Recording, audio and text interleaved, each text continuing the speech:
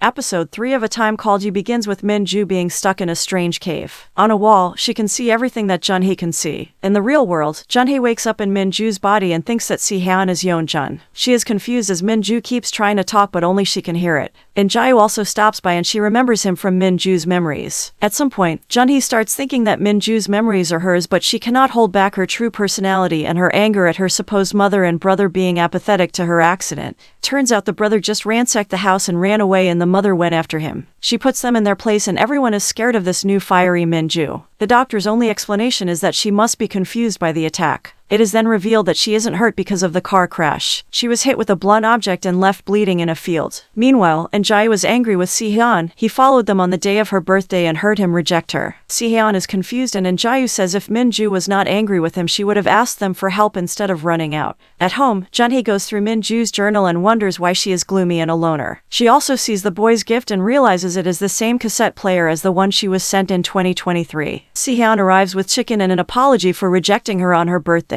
He says they can be friends, but she teasingly says she is setting boundaries. He is shocked at her brazenness and asks if she is someone else. She realizes that he is right. She knows Do-hun is her brother, but he feels unfamiliar. She also cannot fathom why she has such gloomy diary entries and feels it is someone else's. She also says that she would never confess to anyone prematurely and anyway she never gets rejected, to which Si-hyun scoffs. She calls him Yeon-jun again and annoyed, he asks her about it. She says that feels like she has woken up from a dream, but her dream self where she is Jun-hee is slowly disappearing. She also tells him about her dream life and relationship with Yeon-jun. A flashback shows us Jun-hee and Yeon-jun getting to know each other after meeting in a library. He acts like they've known each other forever and they start hanging out. Interestingly, in one shot, she is reading a book titled Lost in Time. Si-hyun seems to be in a trance, but turns out he is just in disbelief as he thinks Min-ju is so obsessed with him that she created a fantasy in her head where they are dating. Jun-hee is annoyed and they bicker. She retorts she will never like him and he is confused all the way home, wondering how she can change completely. At home, she is strict with Do-hun but nice to her mom who likes this new Min-ju. And Jae's hearing aid is missing and so he wears an old one. Si-hyun cannot stop thinking about Yeon-jun but he patches up with Jae. After school, he makes Jae go with him to help Min-ju figure out the accident.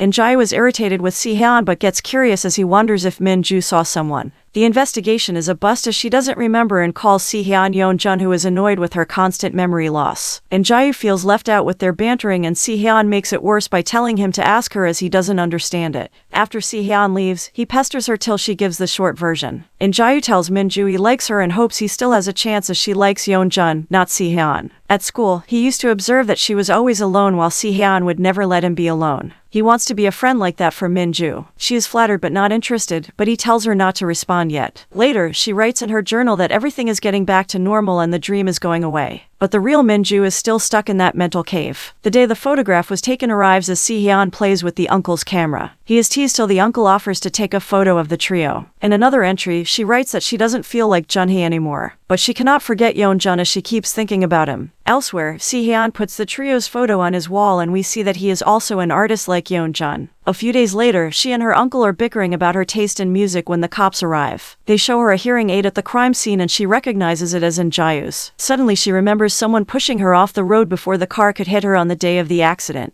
But then the guy takes her to the abandoned field and she fights back. She tries to run but he hits her with a pole. Her vision blurs and all she can see is a guy in their school uniform. She comes back to 2023 as the bus driver wakes her up. She wonders if her living Min-ju's life was a dream and the scarred guy watches as she goes home. At home, she realizes that her texts to Yeon-jun have been read and she calls his number. After a while, someone picks up.